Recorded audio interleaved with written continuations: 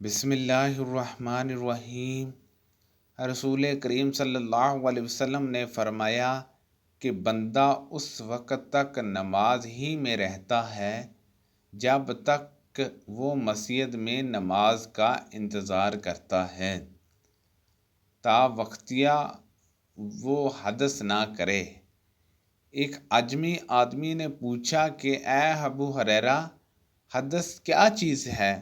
انہوں نے فرمایا کہ ہوا جو پیچھے سے خارج ہو، جسے حرف عام میں گواز مارنا کہتے ہیں۔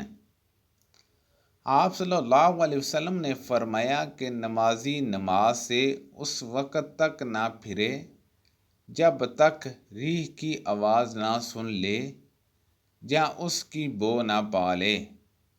میں ایسا آدمی تھا جس کو سیلان ماضی کی شکایت تھی، مگر رسول اللہ صلی اللہ علیہ وسلم سے دریافت کرتے ہوئے مجھے شرم آئی، تو میں نے ابن السعود کو حکم دیا۔ انہوں نے آپ صلی اللہ علیہ وسلم سے پوچھا۔ آپ صلی اللہ علیہ وسلم نے فرمایا کہ اس میں وضو کرنا فرض ہے۔ اس روایت کو شعبہ نے بھی عماش سے روایت کیا۔ اگر کوئی شخص ثبت کرے اور منی نہ نکلے، فرمایا کہ وضو کرے جس طرح نماز کے لیے وضو کرتا ہے، اور اپنے عضو کو دھو لے۔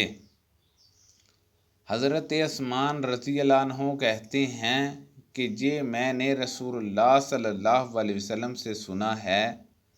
زید بن خالد کہتے ہیں کہ پھر میں نے اس کے بارے میں حضرت علی، زبیر، طلحہ اور ابی بن کعب رضی اللہ عنہما سے دریافت کیا۔